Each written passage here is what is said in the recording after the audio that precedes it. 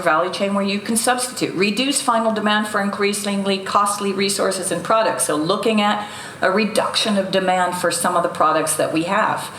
And then, of course, enhancing the resource productivity and getting more out of constrained supply. So looking at demand side management as well as reducing upstream, whatever your dependency might be, whether it be around food or whether it be around energy. Next slide, please. I'm almost finished.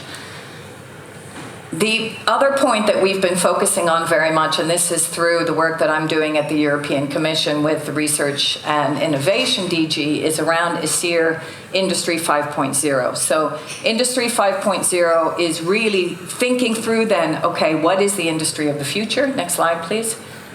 And there you can also start to click. So regenerative, circular, economic by design, self-sustaining and adaptive and less fragile, in particular taking into consideration the poly-crisis, decentralized to achieve resilience and sustainability, digitalized with purpose, to live within the planetary boundaries. And when we talk about digitalized with purpose, we were just speaking in the car, how do you actually ensure that you continue to enhance people's lives and still use AI? How do you ensure that digitalization is around optimization of the full system rather than just pocketing a huge amount of profits for small startups or even larger startups? It has to be, and this is what's so fascinating, is DG Research and Innovation has now completely set its entire organogram and research framework around people, planet, and prosperity. There is no other organization that I know of, no ministry in the world that has decided to organize its thinking and its action and its funding around people, planet, and prosperity. And that's what's so fascinating with the way in which we're now talking about Industry 5.0.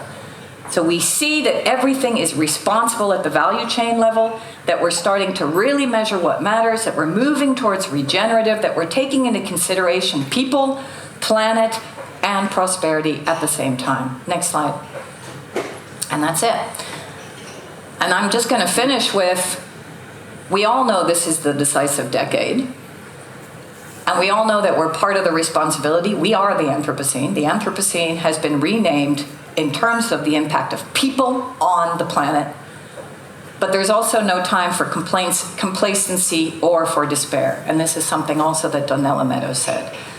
So even though we know how hard it is complex, no one is going to say that we're going to slide right through this. We're already at 1.2 degrees. We will be hitting 2. We are already in collapse.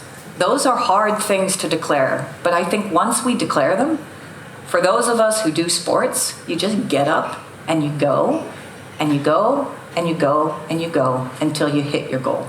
And that's exactly what we need to do. Thank you.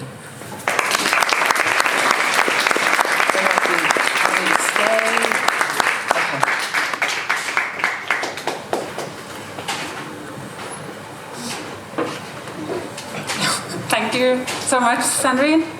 So, kunne du irritere noen steder?